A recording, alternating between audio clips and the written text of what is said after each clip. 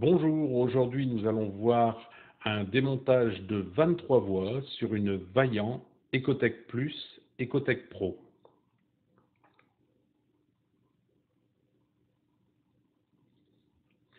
Donc tout d'abord, il faut fermer le départ-retour au niveau de la chaudière. Donc là, moi je l'ai fait avec un tournevis plat, c'est possible de le faire avec, mais je recommande quand même plutôt une clé BTR. Vous avez un trou à l'intérieur et vous venez avec une clé BTR. Mais moi, j'ai dû les... J'en avais pas, je sais pas, je les ai pas retrouvés. J'ai dû les laisser chez un client. Donc une fois que vous avez fermé ici, pour casser la pression, vous avez un petit carré qui se trouve là-haut. Donc avec une clé d'huile, vous l'ouvrez et vous faites couler l'eau. Et dès que vous en avez plus, c'est à peu près bon. Vous pouvez commencer le démontage de la 23 voies. Donc là, on la débranche électriquement. Bien sûr, vous avez coupé la chaudière électriquement aussi. Donc après, vous enlevez le grand clip, ce qui se trouve à droite, là, que je vais retirer maintenant. Donc suffit de tirer dessus et de le secouer un tout petit peu, descendre, monter, et à un moment donné, en tirant un peu fort, vous l'avez avec. Sur la 23 voies, il nous reste encore le démontage des 3 vis que je vais vous montrer maintenant. Donc il y en a 2 au-dessus. Donc il y en a une à droite que je vais vous montrer avec le tournevis, voilà. Vous en avez une deuxième qui se trouve à gauche, là. Et après, vous en avez une. Alors, c'était pas évident de filmer, il y en a une en dessous. Alors, je crois que j'arrive à la montrer. À un moment donné, vous allez voir, voilà, la vis, elle est là. Vous l'avez aperçue un tout petit peu. C'était pas évident de filmer parce qu'il n'y a pas beaucoup de place. Donc, il y a une vis là. De toute façon, il n'y a qu'une seule vis, donc c'est forcément celle-là. Donc là, j'ai déplacé le téléphone pour pouvoir un petit peu voir mieux. Au niveau, bon, là, il n'y a que les 3 vis à dévisser que je vous ai montré avant. Donc, il suffit de les dévisser et vous avez déjà fait à peu près la moitié du travail, simplement, au niveau de la vanne. Donc, cette vanne-là, elle fuyait au niveau d'un presse-étoupe à l'intérieur. Donc, comme vous pouvez voir, c'est tout marron parce que j'avais l'impression que l'eau qui était dans l'installation, comme il avait un adoucisseur, le propriétaire de la maison, à mon avis, ils ont remis de l'eau, mais beaucoup trop adoucie. Et résultat, c'est que c'est la vanne qui a pris. Donc quand j'ai redémonté, quand j'ai remis de l'eau, en fait, j'avais vidangé une bonne partie de l'installation aussi pour pouvoir remettre de l'eau. J'ai bypassé au niveau de l'adoucisseur pour avoir de l'eau dure. Ce qui, avec le reste de, comment je veux dire, avec le reste de l'eau adoucie, ça a fait un mélange à peu près correct. Donc là, je vous montre qu'il y a encore l'écrou ici à démonter. Donc, qui est quasiment impossible de démonter avec une clé de 30. C'est une clé de 30, mais j'ai dû le faire à la pince parce que la clé de 30, en fait, elle passe pas. Déjà, la pince, c'est tout juste, comme vous pouvez le voir. Une fois qu'on l'a débloqué, bon, on arrive à peu près à le défaire à la main. Mais il y a la pompe qui gêne pour passer la clé de 30, en fait. Ou alors, il faut vraiment la mettre de biais, mais c'est pas évident.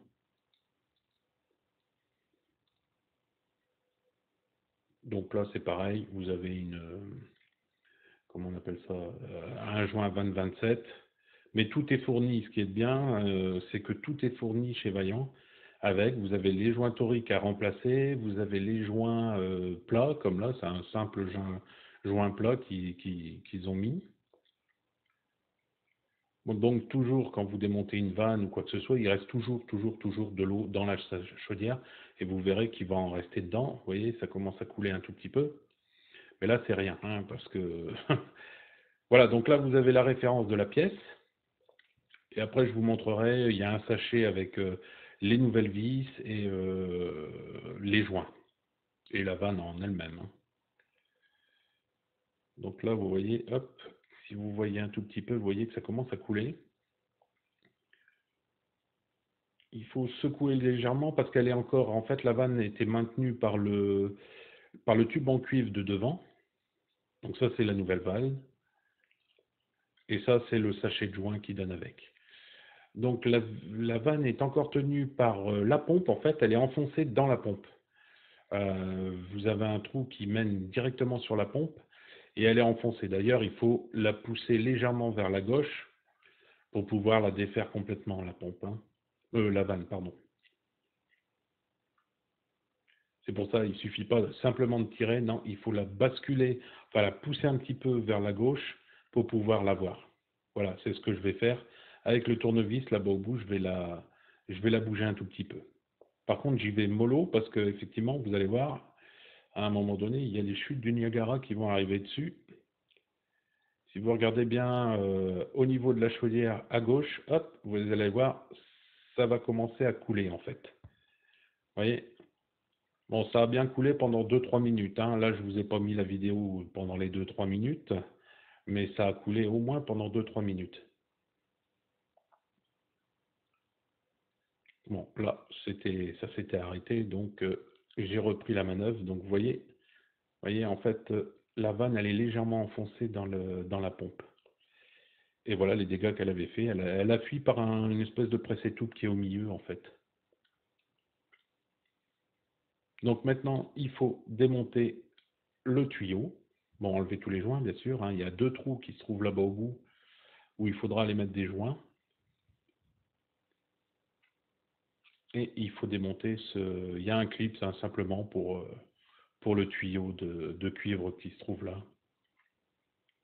Ça, on le récupère pour mettre sur l'autre vanne, hein. Et c'est bien parce que vous avez le joint torique qui est dedans, qui est en neuf, et le joint plat 20-27, qui est donné aussi en neuf, qui est toujours préférable de changer les joints parce que ça serait dommage de devoir redémonter encore une fois la vanne juste pour ça. Vous voyez, il y a 2 trous où je mets mes doigts là-bas. Il va falloir mettre des joints à cet endroit-là. En fait, comme vous allez voir, je vais essayer de mettre les joints déjà sur la pompe, mais j'en avais déjà démonté une, mais je ne me souvenais plus comment j'avais fait pour remonter ces joints-là. En fait, il ne faut pas les mettre sur la pompe comme je vais le faire, mais maintenant, parce qu'en fait, ils vont tomber. Avant même que vous arriviez à remettre la pompe, ça va tomber quand même. Malgré que, comme je vous le montre, moi, je mets de la graisse sur les joints, sur tous les joints, hein, les toriques, les plats, sauf les joints en fibre, mais quand c'est en caoutchouc, voilà, même sur la pièce, déjà, d'office, je mets des joints là-bas au bout, enfin, je mets de la graisse là-bas au bout pour pouvoir mettre les joints après. Même sur les joints, vous voyez, je mets aussi de la graisse. En fait, ça me sert, bah déjà, plus ou moins, ça entretient le joint, ça évite avec le temps qui sèche, et en plus, bah, ça permet de les coller. Vous voyez, là, moi, je les ai mis directement sur la vanne. Bah, c'est pas à faire, parce qu'en fait, ils vont jamais tenir, hein. Vous allez voir, je vais devoir m'y reprendre une deuxième fois, parce que les joints vont jamais arriver jusqu'au bout pour mettre la vanne, ça n'ira pas. Mais je vais vous le montrer après, hein.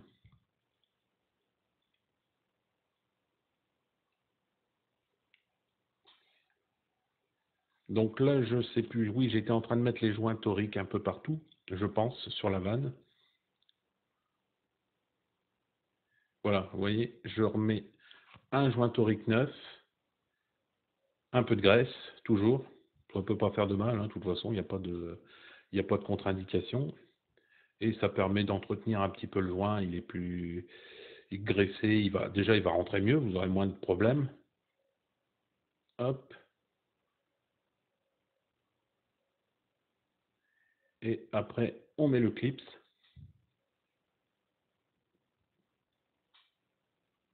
Donc comme vous voyez, les 2 tiges doivent passer au-dessus de la gorge du tuyau, hein. De toute manière, dans ce genre de choses, je ne sais pas si je l'ai fait à ce moment-là, mais hop, vous allez jusqu'au bout. Après, en général, je tire dessus pour voir. Voilà, c'est ce que j'ai fait. On l'a pas vu beaucoup, mais j'ai légèrement tiré dessus pour voir s'il tenait. Si, si le tuyau revient, ça, c'est pas bon signe, donc il faut automatiquement le remettre. Donc maintenant, pareil, hein, sur les joints, il y a encore un joint. Ça, c'est le tuyau en fait qui rentre dans la pompe. C'est pour ça qu'il faut légèrement le tirer sur la gauche, la vanne, parce que vous avez le joint enfin, cette partie-là rentre dans la pompe en fait. Donc là, j'ai toujours laissé les joints au bout, mais vous allez voir, ça, oui, voilà, ça ne marche pas du tout en fait.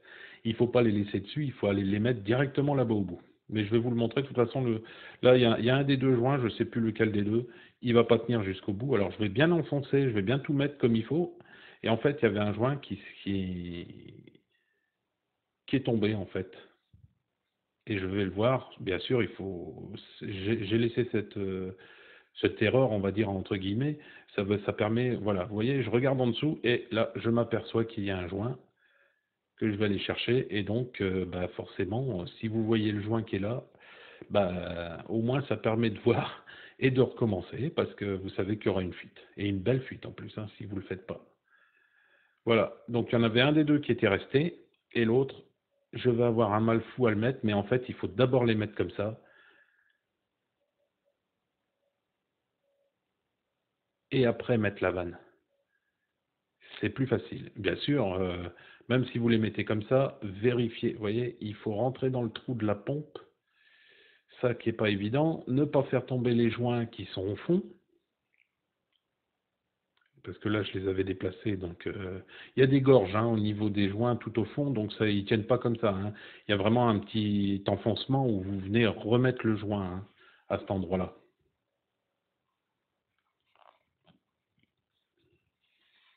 C'est pour ça que j'ai du mal, parce que je les fais tomber alors, à chaque fois. Alors, j'ai beau mettre de la graisse qui permet de, entre guillemets, de les coller.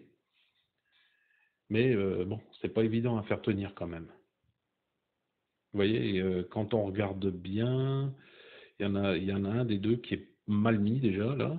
J'ai réussi à mettre celui du haut et celui du bas. Je vais le remettre, voilà, vous voyez. Et c'est pas évident parce que bon, j'ai un peu des mains de boucher, mais il faut vraiment des petites mains pour aller les mettre là-bas au bout. Hein. Mais faut pas faire comme la première fois que j'ai fait. Faut pas les mettre sur la vanne, ça tiendra pas. Alors, une fois qu'on les a bien placés, on n'y touche plus du tout. Et là, on essaye de la mettre la vanne du premier coup. De toute manière, si vous avez un joint il faut regarder avant de remettre les vis, avant de tout remettre, vous regardez en dessous pour si jamais il y a un joint qui est tombé ou pas. Après, la chose qui est un petit peu embêtante, c'est qu'on ne sait pas si le joint y a glissé ou pas. S'il glisse et qu'il n'est pas au bon endroit, vous allez resserrer, vous n'allez pas vraiment le voir s'il est mal mis. C'est en remettant l'eau, faudra remettre l'eau tout doucement. Vous voyez? Après, il suffit de regarder aussi au niveau des vis, voir si vous retrouvez le trou. Vous voyez, j'ai enfoncé jusqu'à temps que je voyais le trou. Voilà. Là, si vous regardez bien, on ne voit pas parce que j'ai ma tête devant. Voilà, vous avez le trou où il faut mettre la vis et vous voyez que c'est noir, donc on a retrouvé le trou qui se trouve sur la chaudière. Il faut que les deux trous se correspondent et là, normalement, vous êtes à peu près bien. Donc là, par contre, j'ai regardé en dessous pour voir s'il n'y avait pas de joint qui était tombé, donc c'était bon. Donc, il suffisait de remettre les vis. Pareil, petite astuce, moi je mets toujours de la graisse sur la pointe de mon tournevis, même s'il est, comment dire, aimanté. Avec de la graisse, ça tient aussi pour aller le mettre là-bas au bout. Faut quand même faut aller le mettre et avec de la graisse, ça tient un petit peu mieux. Vous avez l'aimantation plus la graisse. En général, il tombe pas. Par contre, j'ai un très long tournevis cruciforme. Ça, ça au niveau matériel, je ferai peut-être une vidéo un jour pour le matériel qu'il faut. Mais ça, c'est très utile d'avoir un tournevis cruciforme, voire même un tournevis plat pour. Alors là, je vous montre, c'est la vis qu'ils donnent pour mettre en dessous. Donc ils en mettent une grande en pensant que ça ira mieux pour mettre. Sauf que je crois que même sur la première vanne que j'ai fait, j'ai jamais réussi à la mettre. En fait, bah, vous allez avec deux doigts pour aller mettre dans un petit trou une vis qui est très longue. Quasiment vous bougez tout le temps, donc vous n'arrivez pas à la mettre. Donc j'ai fini par l'enlever et par remettre avec mon tournevis qui est aimanté plus de la graisse. C'est nettement plus facile de mettre une vis. Voilà, là je vous le montre pas, mais j'ai viré la grande vis qui me sert à rien. Et j'ai été mettre une toute petite vis, là, la petite vis en fait. Donc là, je remets le joint 20-27 qui donne avec, d'ailleurs aussi. Ça, pour ça, c'est à peu près bien parce que tous les joints que vous avez besoin sont dans la sacoche que Vaillant donne avec la vanne 3 voies, quoi, en fait. Alors, faut le mettre, bon, faut le bouger, faut le placer comme il faut. Vous le serrez au maximum à la main parce que je vous rappelle que mis à part la pince, il n'y a rien qui rentre. Enfin, si, je crois que j'ai réussi avec, en la mettant de biais, ma clé, je crois que j'ai réussi à serrer une bonne partie. Mais sinon, j'essaie toujours, de toute manière, il faut serrer au maximum toujours à la main. Parce que si vous êtes parti de biais sur l'écrou, vous allez le voir. Ah bah non, je pensais que j'avais réussi à... Ah non, bah maintenant ce coup-ci, c'est la pince qui passe pas apparemment, je me souvenais plus, hein. Ouais, donc je pense que je vais essayer avec la clé, mais en la mettant de biais, voilà, ouais, c'est ça que j'ai fait. Je l'ai mis de biais et je l'ai plus ou moins forcé à serrer. En fait, bon, comme il faut pas serrer vraiment non plus comme une brute, ça a été quoi. Mais effectivement, c'est un petit peu embêtant ça. C'est le seul reproche que je ferais, c'est que là, sauf si vous retirez la pompe, mais sinon, vous savez pas bien le visser cet écrou-là est pas facile à mettre. Oui, ça passe tout juste avec la clé, hein. Je suis obligé d'abord de le mettre en biais, après tout doucement le serrer.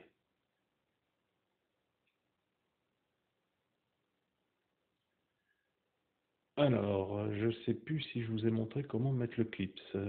Si normalement, si je me souviens bien, je vais vous montrer après, vers la fin, comment le remettre en fait.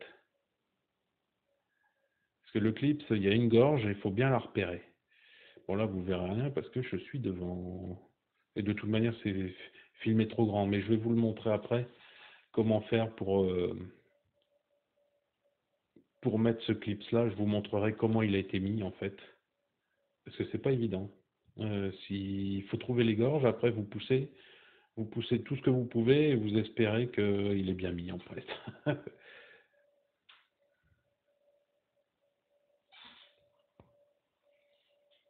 Donc bien sûr, j'avais pas encore serré les vis, ce qui me permettait de bouger encore un tout petit peu la vanne au cas où le clips n'arrivait pas ou au cas où pour fermer l'écrou aussi, c'est bien d'avoir un tout petit jeu pour pouvoir mettre le joint, pour pouvoir bouger un peu l'écrou pour pas être trop embêté. Donc là, comme je vous ai dit, bah, comme vous voyez, c'est la petite vis que j'ai été remettre, qui était nettement plus facile. Je l'ai mis en un coup. Et honnêtement, leur grande vis, j'ai bien passé 2-3 minutes pour essayer de la mettre, mais j'y suis pas arrivé. Et je crois que la première fois que j'ai mis la vanne, ça l'a fait pareil, hein. J'ai pas réussi. Donc voilà, je crois que c'est à ce moment-là que je vous montre. Voilà. Vous voyez, il y a une espèce de gorge et il faut vraiment, là je le montre, en bas et en haut, il y a une gorge. Vous la clipsez dedans et c'est parfait. Donc là, je suis en train de remettre électriquement la vanne. Alors, pour vous montrer, je vous montre qu'il n'y a qu'une seule possibilité. Si vous ne la mettez pas dans le bon sens, ben, il y a des détrompeurs, donc vous n'arriverez pas à la mettre. Voilà. Voilà. Donc là, elle est posée. Par contre, je vous recommande que dès que vous allez remettre l'eau, je vous recommande quand même de vérifier qu'il n'y ait pas de fuite, comme je suis en train de le faire avec le téléphone. Donc là, je vous montre bien, c'est la petite vis que j'ai remis et pas la grande. Voilà, je vous montre bien que c'est la petite vis que j'ai remis et pas la grande que j'ai jamais réussi à la mettre.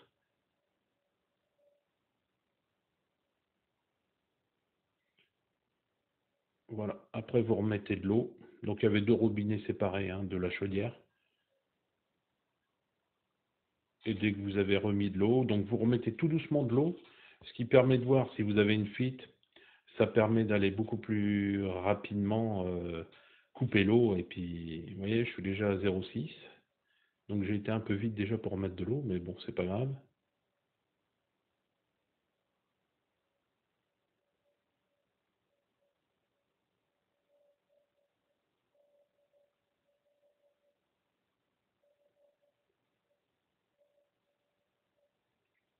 J'ai dû ralentir un tout petit peu après, parce que je vois que 0,6, et je crois que je vais monter à 1 bar 2, mais pas plus.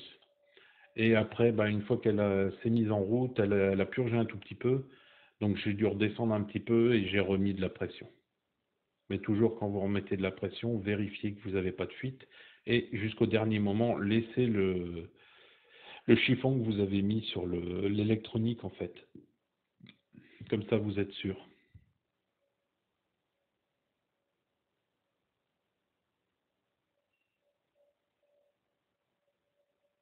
Ah oui, petit rappel, si vous n'avez pas vu la vidéo, si vous appuyez sur moins au niveau de la chaudière, vous avez pendant 2-3 secondes la pression un peu plus précise au niveau de l'appareil.